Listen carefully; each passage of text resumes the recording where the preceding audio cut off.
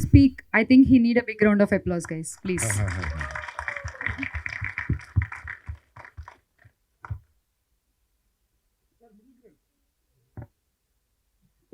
ఈనాటి ముఖ్య అతిథులు, నేను అమితంగా అభిమానించే పెద్దలు శ్రీ రాఘవేంద్రరావు గారు, మరియు అమితంగా గుండెలకు అద్దుకొని ఎప్పుడు మా గుండెల్లో పెట్టుకొని రాధా మనోహర్ దాస్ గారు. ఎందుకంటే వారు కూడా మాకు ఒక ఇన్ఫ్లుయెన్స్, ధైర్యం కోసం సింగిల్ హ్యాండెడ్గా వందల మంది మధ్యన ఎక్కడైనా తప్పు జరిగితే ధర్మం కోసం పోరాటం చేసే ఈనాడు మనము ప్రతిరోజు ప్రతినిత్యం సోషల్ మీడియాలో ఎక్కడ చూసినా కనబడే వ్యక్తి రాధా మనోహర్ దాస్ గారు.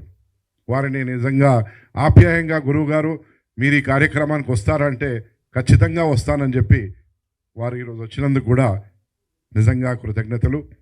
నాతో పాటు స్టేజ్ మీద ఉన్న నా తమ్ముడు యాటా సత్యనారాయణ చాలా మాట్లాడాడు నా గురించి. నేను అంత కాదు, actually very small man and ordinary man from a 42 kilometre away village ఇక్కడ నుంచి.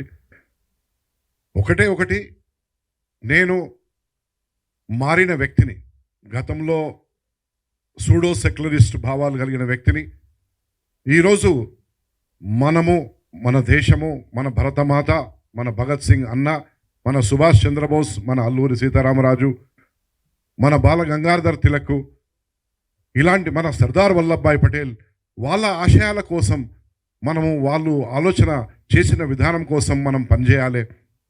ఈనాటి సమాజానికి ఈ రజాకార్ సినిమా అనేది తీసి ఈరోజు మన సమాజంలో 142 కోట్ల మంది భారతీయులు ఉన్నారు. నేను అనుకుంటా 140 కోట్ల మందికి తెలియదు హైదరాబాద్ చరిత్ర గురించి. 2 కోట్ల మందికి, ఎందుకంటే వాళ్ళ తాత ముత్తాతలు చెప్పిందో, నాయనమ్మ అమ్మమ్మ చెప్పిందో, ఏదో అక్కడ ఆ గ్రామం గుట్టి అయిన సంఘటనల వలనో ఏదో ఒక విషయం వలన వాళ్ళకి తెలియచ్చు, కానీ 140 కోట్ల మందికి తెలియదు.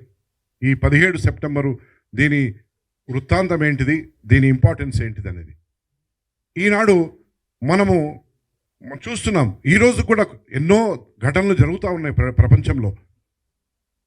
అటువంటి మళ్ళా పునరావృతం మన దేశంలో కావద్దు, మళ్ళీ రజాకారులు పుట్టొద్దు అంటే ఈనాటి సమాజానికి ఖచ్చితంగా తెలియజేయవలసిన అవసరం ఉన్నది. ఆనాడు జరిగిన ఆ దురాగతాల గురించి చరిత్రను చిత్రంగా చూపించవలసిన బాధ్యత ఎవరి మీదనో ఉండే. అది నేను ఒకనాడు 27 జనవరి 2022 సంవత్సరం తిరుపతికి వెళ్ళడానికి, తిరుమల శ్రీవారిని దర్శించడానికి వెళ్ళినప్పుడు రేణిగుంట విమానాశ్రయంలో నా ప్లేన్ ల్యాండ్ కాగానే మొదట వెనక చక్రాలు భూమికి తాకుతాయి, అట్లా టచ్ కాగానే రజాకార్ అని వచ్చింది. నేను అబద్ధం చెప్పడం లేదు, ఎందుకంటే I don't believe in lying and saying something which is not true. నేను అనుకుంటా స్వామివారు చెప్పారు, నువ్వు ఈ సినిమా తీయాలి, రాబోయే తరాలకు ఈ చిత్రం ద్వారా రాబోయే తరాలకు అందరికీ కూడా తెలియజేయాలి. మళ్ళీ రజాకార్లు పుట్టొద్దంటే ఏ చర్యలు, ఏ విధంగా వాళ్ళ యొక్క విధానాలను మార్చుకోవాలన్నా ఏ విధంగా ఉండాలి. నో డౌట్ మన భారతదేశంలో గంగా జమున తైజీబ్ అంటాం, మనం అందరం అన్ని మతాల వాళ్ళు మనం కలిసి ఉంటాం. కానీ ఈనాడు ఈ చిత్రం ద్వారా ఏంటిది, సంకేతం ఒకటే, సందేశం ఒకటే. ఆనాడు జరిగిన ఏదైతే ఆ దారుణాలు ఉన్నాయో మళ్ళీ మన భారతదేశంలో ఈనాటి ప్రజానికం మళ్ళీ వాళ్ళు బేర్ చేయలేరు. ఎందుకంటే గతంలో we have lived in a very rough and different circumstances. But today most of the children who are born today, at least 100 crore population in our country belong to that hybrid genetic engineering. వాళ్ళకు ఇన్ని దెబ్బలు, ఇన్ని తుపాకులతోని కాల్చుకోవడము, లేకుంటే ఇన్ని కత్తులతోని పొడుచుకోవడము, ఇన్ని అంటర్ దెబ్బలు, ఆ కొరడా దెబ్బలు కానీ, ఆ ముళ్ళ దెబ్బలు కానీ, ఆ సూదులు గుచ్చి, గుండు సూదులు గుచ్చి, ఇవన్నీ ఎన్నెన్ని దురాఘాతాలు జరిగినాయి. అవన్నీ ఈనాటి జనాభాకు పట్టవు. అటువంటివి వాళ్ళు చూడొద్దు, ఎందుకంటే వాళ్ళు మన పిల్లలు కావచ్చు, రేపు వాళ్ళు మనవళ్ళు కావచ్చు, దే కుడ్ బి ఎనీబడి. ఆ ఆలోచనతోని నాకు స్వామివారు చెప్పారు, ఇంకేదేమైనా పర్వాలేదు. మొదట ఇది 16 కోట్లతోనే మేము ప్రారంభించాం, 16 పోయి వాళ్ళ 40+ అయిపోయింది, అంటే 3 ఇంతలు పెరిగింది. అయినా కానీ నేను లెక్క చేయలేదు. ఎన్నో ఆస్తులు, సరే ఆస్తులు అంటే తాత ముత్తాతలు ఏం అమ్మలే, నేను సంపాదించింది అమ్మిన అనొచ్చు ఎవరైనా. అది తాత ముత్తాతల ఆస్తి అమ్మి సినిమా తీసి పొంకనాలు కొడుతున్నాను. ఇది పొంకనాలు కానీ లేకుండా నా సొంతానికి కానీ తీసింది కాదు. రాబోయే తరాలకు ఎవడైనా కానీ సినిమా తీస్తే 10-15 కోట్లతోని ఒక మంచి హీరోని పెట్టుకుంటే 4 కోట్లు పెట్టి టేబుల్ మీద అమ్మేస్తాడు. నేను ఇంతవరకు దాకా నాది గుండు సూదంతా కూడా అమ్ముడుపోలేదు. అమ్మడానికి కూడా నేను డెస్పరేట్ లేను. I know it's a successful movie. ఈనాడు నా మిత్రులు పాత్రికేయులు, you are the fourth pillar of this universe. మీరు లేకుంటే ఈ సమాజానికి మంచి జరుగుతున్నది తెలియదు, చెడు జరుగుతున్నది తెలియదు, రేపు ఏ విధంగా సమాజం ప్రవర్తించాలనే విషయం కూడా తెలియదు మీరు లేకుంటే. సో ఈరోజు మీ భుజస్కంధాల మీద మీరు ఖచ్చితంగా యాటగారు చెప్పినట్టు రేటింగ్ అది ఇది అవసరం లేదు.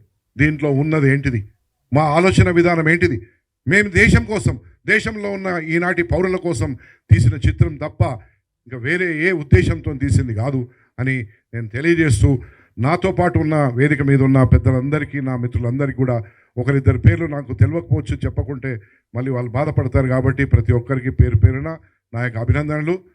మరి నా సమర్వీర్ క్రియేషన్స్, రజాకార్ టీమ్, ప్రతి ఒక్కరికి కూడా all the boys excellent job. Whether they could be director team or DOP team or any other art team or any other logistic team, transport, accommodation, every team has worked and they're working.